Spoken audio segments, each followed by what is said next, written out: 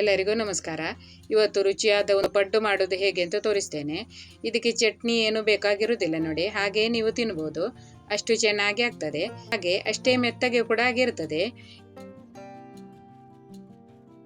ಈಗ ಪಡ್ಡು ಮಾಡಲಿಕ್ಕೆ ನೀವು ಮೊದಲು 2 ಕಪ್ ಆಗುವಷ್ಟು ಅಕ್ಕಿಯನ್ನು ನೆನೆಸಿಟ್ಟುಕೊಳ್ಬೇಕು.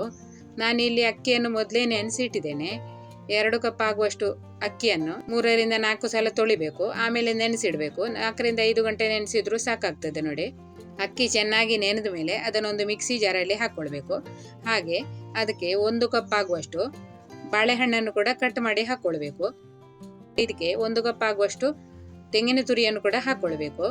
ಹಾಗೆ ಸಿಹಿಗೆ ಬೇಕಿದ್ರೆ ಸ್ವಲ್ಪ ಬೆಲ್ಲ ಹಾಕಬೇಕು, ಇಲ್ಲ ಇದ್ರೆ ಬಾಳೆಹಣ್ಣಿನ ಸಿಹಿಯೇ ಸಾಕಾಗ್ತದೆ. ನಾನೀಗ ಇದಕ್ಕೆ ಒಂದು ಸ್ವಲ್ಪ ಬೆಲ್ಲವನ್ನು ಹಾಕೊಂಡು ಪಡ್ಡನ್ನು ಸ್ವಲ್ಪ ಸಿಹಿ ಮಾಡ್ಕೊಳ್ತಾ ಇದ್ದೇನೆ. ಬೇಕಿದ್ರೆ ಮಾತ್ರ ನೀವು ಬೆಲ್ಲ ಹಾಕೊಳ್ಬಹುದು. ಈಗ ಇದಕ್ಕೆ ಒಂದು ಏಲಕ್ಕಿಯನ್ನು ಕೂಡ ಹಾಕೊಳ್ತಾ ಇದ್ದೇನೆ. ಏಲಕ್ಕಿ ಹಾಕೋದ್ರಿಂದ ಪಡ್ಡುಗೆ ಚೆನ್ನಾಗಿ ಪರಿಮಳ ಬರ್ತದೆ. ಬೇಕಿದ್ರೆ ಏಲಕ್ಕಿ ಹಾಕೊಳ್ಬಹುದು.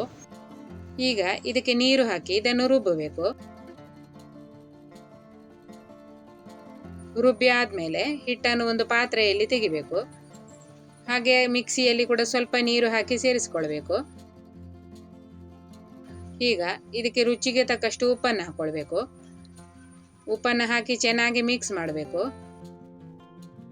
ಹಿಟ್ಟಿನ ಹದ ನೋಡಿ ಈ ತರ ಇದೆ. ದೋಸೆ ಹಿಟ್ಟಿನ ಹದಕ್ಕಿದ್ರೆ ಆಯ್ತು. ಸ್ವಲ್ಪ ತೆಳ್ಳಗೆನೆ ಮಾಡಿದ್ದೇನೆ. ಈಗ ಇದನ್ನು ಬೇಕಿದ್ರೆ ಅರ್ಧ ಗಂಟೆ ನೀವು ಇಟ್ಟು ಆಮೇಲೆ ಪಡ್ಡು ಮಾಡ್ಕೊಳ್ಬಹುದು. ನಾನು ಆ ಕೂಡಲೇ ಪಡ್ಡು ಮಾಡ್ಕೊಳ್ತಾ ಇದ್ದೇನೆ. ಈಗ ಒಲೆ ಮೇಲೆ ಪಡ್ಡು ಪ್ಯಾನ್ ಅನ್ನು ಇಟ್ಟು ಚೆನ್ನಾಗಿ ಎಣ್ಣೆ ಅಥವಾ ತುಪ್ಪವನ್ನು ಹಚ್ಚಿಕೊಳ್ಬೇಕು. ಈಗ ಹಿಟ್ಟನ್ನು ಹಾಕೊಳ್ಬೇಕು. ಪಡ್ಡು ಮಾಡುವಾಗ ನೀವು ಉರಿಯನ್ನು ಮೀಡಿಯಂ ಫ್ಲೇಮಲ್ಲಿ ಇಡಬೇಕು. ಸ್ವಲ್ಪ ಬೆಲ್ಲ ಎಲ್ಲ ಹಾಕಿರೋದ್ರಿಂದ ಪಡ್ಡು ಬೇಗನೆ ಕಪ್ಪಾಗ್ತದೆ ನೋಡಿ. ಈಗ ಇದಕ್ಕೆ ಮುಚ್ಚಳ ಮುಚ್ಚಿಟ್ಟು ಬೇಯಿಸಿಕೊಳ್ಳುವ. ಒಂದು ಸೈಡ್ ಚೆನ್ನಾಗಿ ಬೆಂದ ಆದ್ಮೇಲೆ ಇದಕ್ಕೆ ಸ್ವಲ್ಪ ಎಣ್ಣೆ ಅಥವಾ ತುಪ್ಪವನ್ನು ಹಾಕೊಳ್ಬೇಕು. ಆಮೇಲೆ ಇದನ್ನು ತಿರುಗಿಸಿ ಹಾಕಿ ಬೇಯಿಸಬೇಕು. ಹೀಗೆ 2 ಕಡೆ ನೀವು ಚೆನ್ನಾಗಿ ಬೇಯಿಸಿ ತೆಗೆದ್ರೆ ರುಚಿಯಾದ ಪಡ್ಡು ರೆಡಿ ಆಗ್ತದೆ.